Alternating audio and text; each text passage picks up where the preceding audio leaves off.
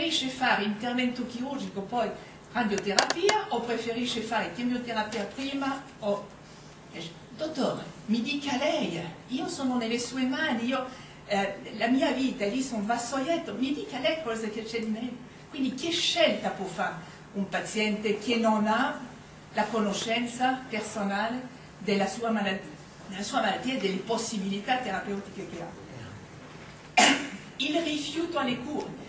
Come fa uno a dire ci sarebbe questa terapia che mi può, non dico far guarire, ma far prolungare un pochettino la mia vita? Io la rifiuto.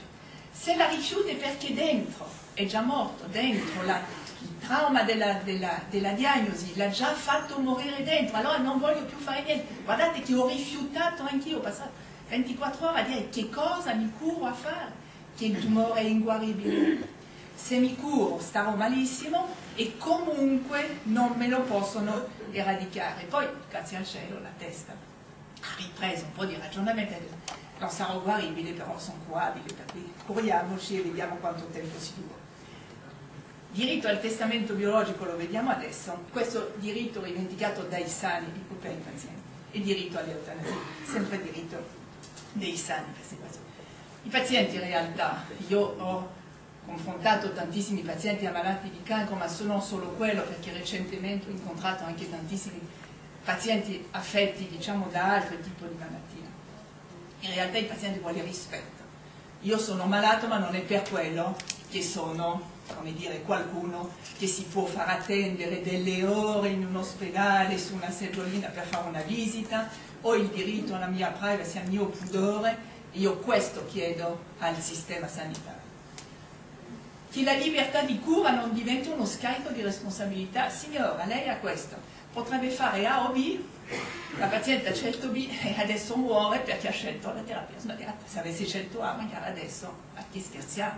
Questo è solo il medico sa se A e B sono equivalenti, quale per quella paziente o per il paziente è la terapia migliore. Non può essere il paziente che decide del tipo di terapia, non ne sa niente.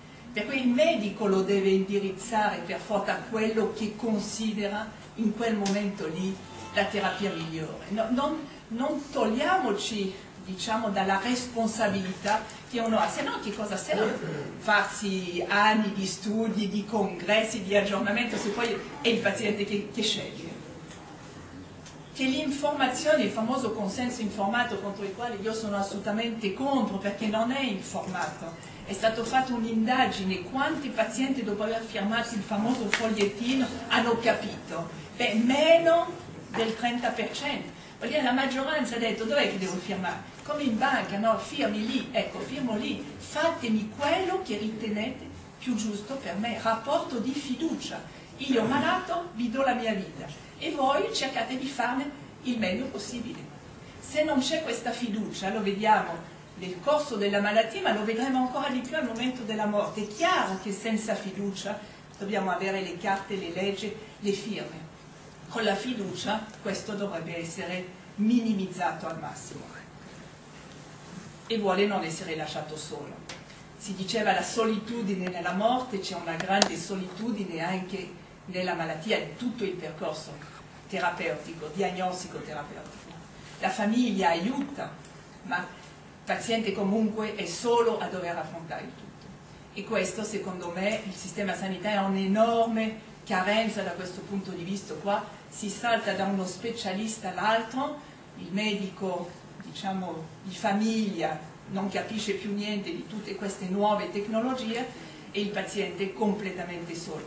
Arriverà alla fine della vita con una nuova figura professionale che non ha mai visto, che è il palliativista.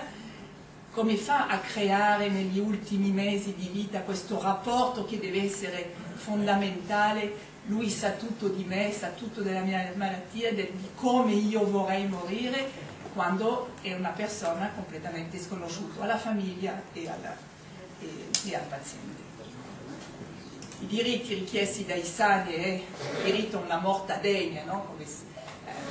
come il diritto all'eutanasia. Il diritto richiesto dai pazienti è il diritto a una vita degna, che è completamente diversa. Per uno che chiede di morire ce ne sono 900 che chiedono di vivere, che ne sono le stesse condizioni, ma vogliono vivere degnamente, che gli venga dato l'assistenza di cui hanno bisogno, le terapie del dolore di cui hanno bisogno.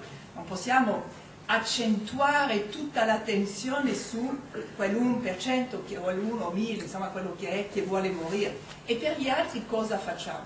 Queste due leggi, testamento biologico e cure palliative, che stanno andando avanti, in realtà sul giornale, perché sentiamo parlare solo di un, l'altro sembra che di morte non si parla, le cure palliative fanno paura.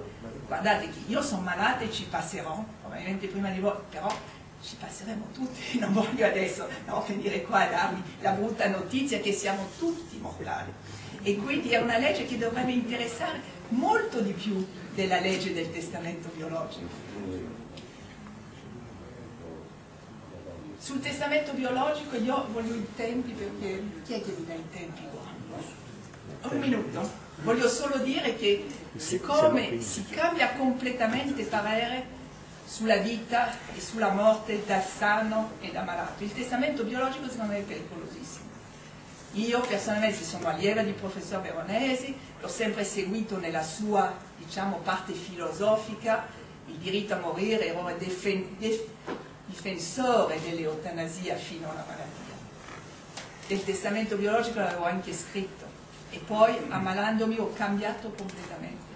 Diritto alla morte per certi rischia di diventare un obbligo alla morte per l'ammalato terminale, che dà fastidio alla famiglia che lo deve accudire, che magari ha dolore e non trova quel professionista che glielo cura, che magari è anche un po' depresso perché non gli hanno neanche curato tanto bene la depressione, a questo punto chiede di morire anche se non ha voglia. Io non avrei nessuna voglia di chiedere l'eutanasia oggi. Io sto facendo una terapia bestiale per guadagnare qualche mese, altro che poi togliermene alla fine, sarebbe ridicolo, no? Allora non faccio niente che così arrivo lo stesso tempo.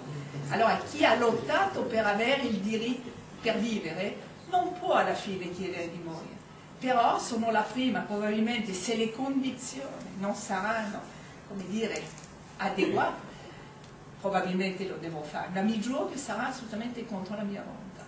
E allora su del diritto all'eutanasia io vorrei interpellare proprio di più i pazienti terminali.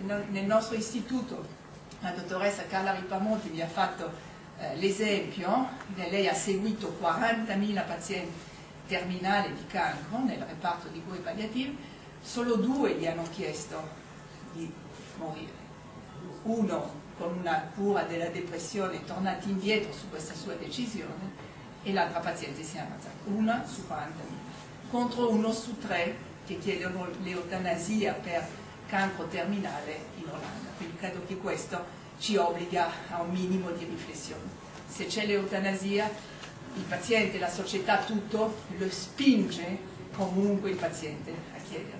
E quindi io non vorrei vivere in un paese dove ci sono queste leggi. Vi ringrazio.